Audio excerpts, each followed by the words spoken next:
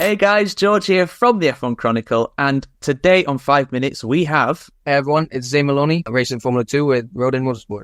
Thanks for joining us, Zane. For those that don't know, this is a brand new series where we spend 5 minutes with a motorsport star to ask them some interesting questions. And today I want to start, Zane, with the fact that some people may not know that you're from Barbados. So in light of that, I wanted to ask, despite coming from a small island that isn't that known for motorsport racing, you've made it into Formula 2 and have an eye on making it into F1 one day.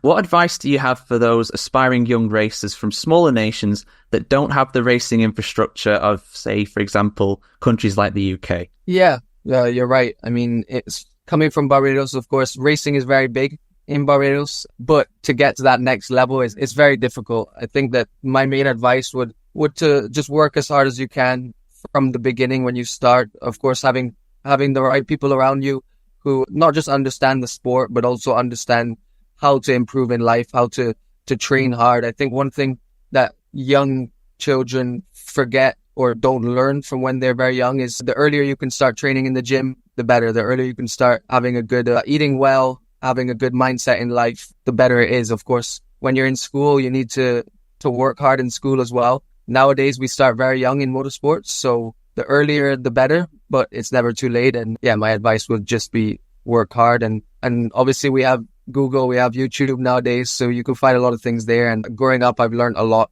through famous people or successful people in different fields. Through my life, I've learned a lot from them as well. Yeah, it's like that famous phrase, isn't it? You know, it doesn't matter too much where you come from. It's what you do with your opportunities. And, you know, that's some good advice. I wanted to ask as well, what initially got you into motorsport? Was it your family's involvement in Bushy Park, I believe it's called?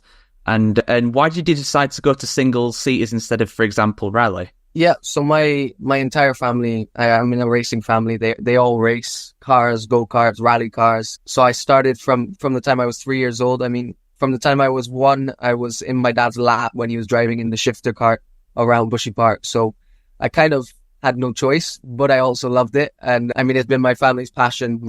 My granddad, I think he's 75 and he still races. My dad, my 2 uncles, 2 of my cousins, also my brother, we all race. So I mean, I'm just in a motorsport family. Of course, it was just for fun at the very beginning. We never even dreamt of getting anywhere.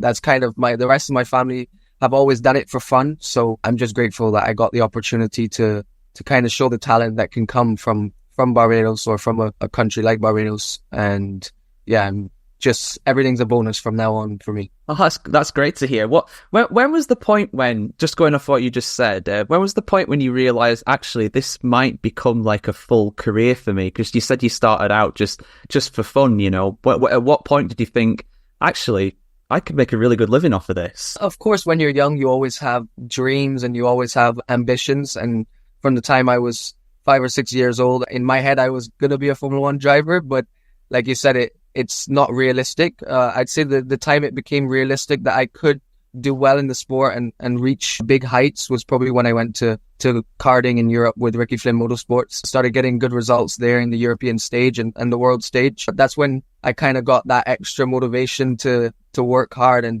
to do well. But of course, there's still a long path after that. That was in 2018. We're in 2024 and I'm not yet to make it to my dream. So it's a long path, but yeah, you just need to believe. Yeah, absolutely. I mean, well, you know, you say you're not quite there yet, but you know, you're top of the F2 standings as we record this, and yeah, I wish you all the best of luck for the rest of the season, and thank you so much for coming on. Thank you very much. Nice to meet you. You too.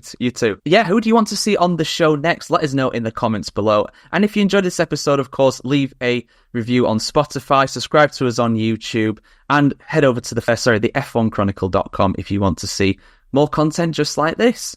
Thank you very much, everyone, and goodbye. Thank you.